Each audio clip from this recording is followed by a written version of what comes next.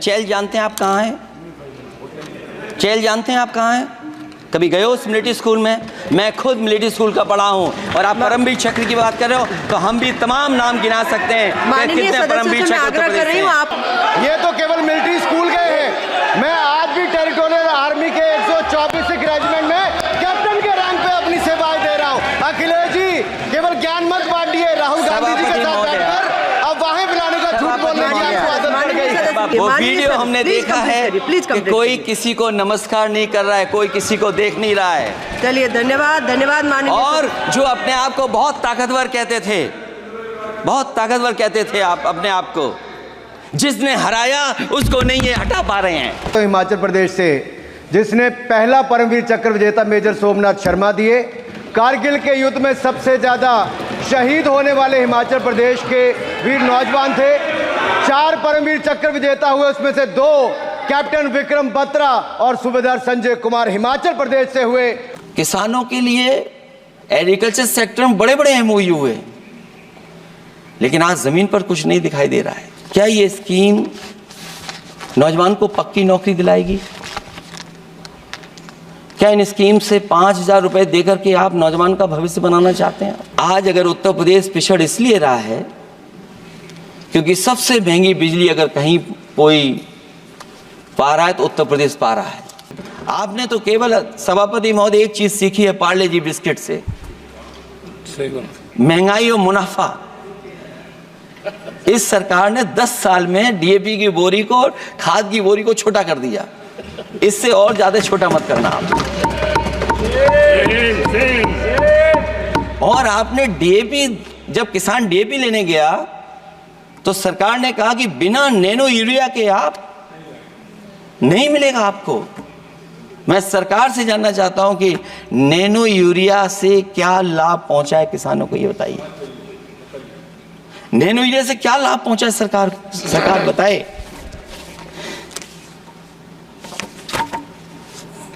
हमारे यहां बड़े बड़े आयोजन हुए सभापति महोदय, इन्वेस्टमेंट मीट के बड़े बड़े आयोजन हुए इन्वेस्टमेंट मीट के, और 5 लाख करोड़ के एमओयू साइन हो गए। 5 लाख करोड़ के। मैं ये सभापति महोदय, बजट हमारी क्या मदद कर रहा है उत्तर प्रदेश के उद्योग लाने के लिए? और ऐसे आयोजन हुए जिसमें देश के प्रधानमंत्री आए, देश के राष्ट्रपति आए, और देश के जितने बड़े उद्योगपति सब आए थे। लेकिन आज यूपी को क्या मिला वहां पर? किसानों के लिए एग्रीकल्चर सेक्टर में बड़े बड़े एमओयू हुए, लेकिन आज जमीन पर कुछ नहीं दिखाई दे रहा है। मुझे याद है समाजवादी सरकार में, क्योंकि देश का सबसे ज्यादा उत्पादन दूध का अगर कहीं हो रहा है तो उत्तर प्रदेश में हो रहा है, और उस उत्पादन को बढ़ावा देने के लिए और इन्वेस्टमेंट लाने के लिए उस समय की सरकार ने फैसला लिया कि अगर बाहर से भी कोई डेयरी या डेयरी प्लांट लगाना चाहेगा तो उसमें सरकार सहयोग करेगी। और परिणाम ये हुआ कि गुजरात की 3 अमूल प्लांट लग गए यूपी में। 2 मैंने उद्घाटन किए, एक देरी से हुआ तो देश के प्रधानमंत्री जी ने किया। लेकिन उसके बाद कोई नया प्लांट आया हो तो बता दें। जो अमूल से पुरानी संस्था है, क्या उसका सहयोग कुछ करेंगे आप लोग? क्या आप पराग का सहयोग करेंगे कुछ?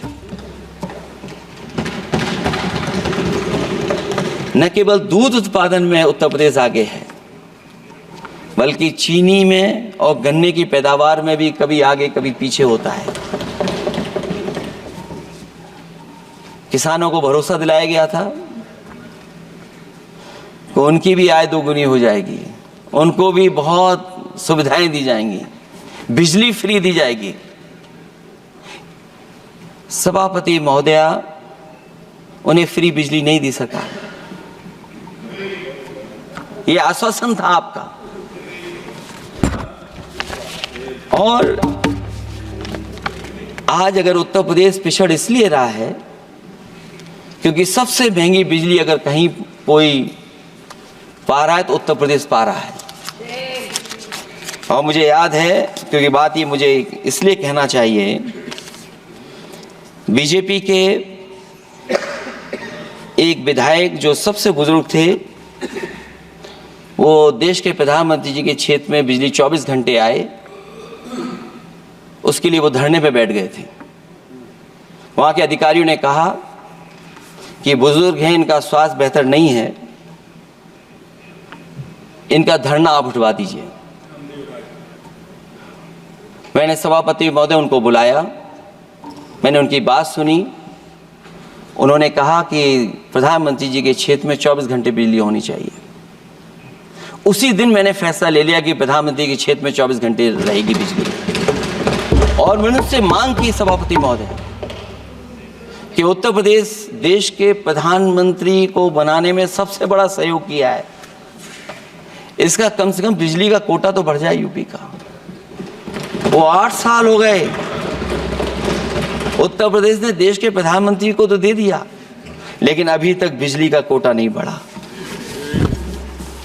हमें उम्मीद है 11 शुभ होता है, इस 11वें बजट में कुछ सुविधाएं ऐसी उत्तर प्रदेश को दी जाएंगी जिससे वहां के लोगों को लाभ पहुंचे, मदद पहुंचे।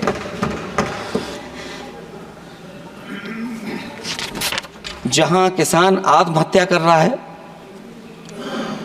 और पिछले 10 साल में सरकार जानती होगी कि कितने किसानों ने आत्महत्या की है, लाखों लाख किसान आत्महत्या कर चुके हैं। जहां किसान तकलीफ और परेशानी में है,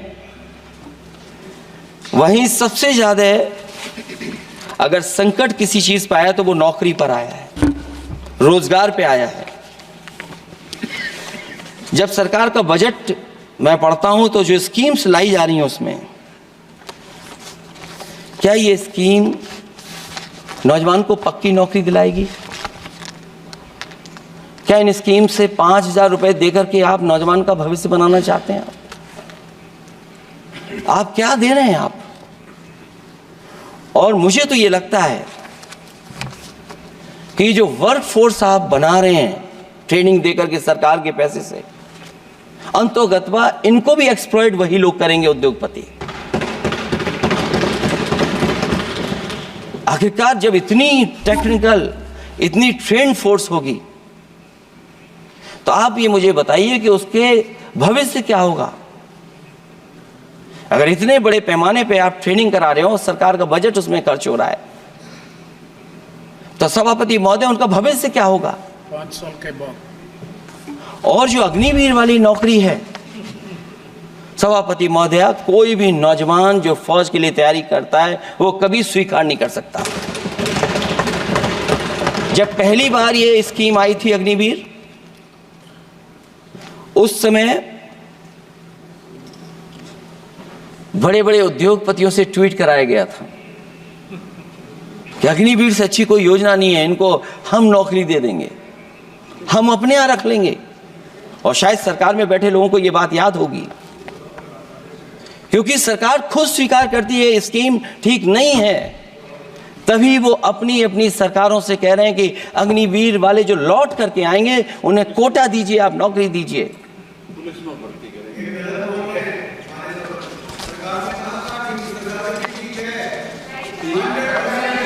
नहीं ठीक है, नहीं ठीक है, नहीं ठीक है। बीजेपी मुख्यालय पे चौकीदार लगाएंगे। सभापति महोदय, मैं बैठ जाता हूं, आप खड़े होकर के कह दीजिए अग्निवीर व्यवस्था अच्छी है। मैं इस सभा में खड़े होकर कहता हूं, उस राज्य से आता हूं, हिमाचल प्रदेश से, जिसने पहला परमवीर चक्र विजेता मेजर सोमनाथ शर्मा दिए। कारगिल के युद्ध में सबसे ज्यादा शहीद होने वाले हिमाचल प्रदेश के वीर नौजवान थे। 4 परमवीर चक्र विजेता हुए, उसमें से 2 कैप्टन विक्रम बत्रा और सूबेदार संजय कुमार हिमाचल प्रदेश से हुए।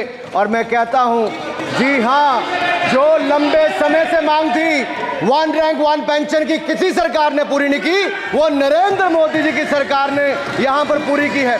और मैं एक बात और कहता हूं, अखिलेश यादव जी सुन ले, अग्निवीर में 100% एम्प्लॉयमेंट की गारंटी है और रहेगी। माननीय सदा साहब अपनी बात सभापति महोदय, जो मैंने बहुत छोटा सवाल पूछा था, मैं दूसरी बात कहता हूं, अगर ये जो बात आप कह रहे हो, तो आपको जरूरत क्यों पड़ रही कि आपको उत्तर प्रदेश में और प्रदेशों में कोटा देना पड़ रहा है 10%? सभापति महोदय, सभापति महोदय, सभापति महोदय, बैठिए सभापति महोदय, जहां तक परमवीर, रुक जाइए,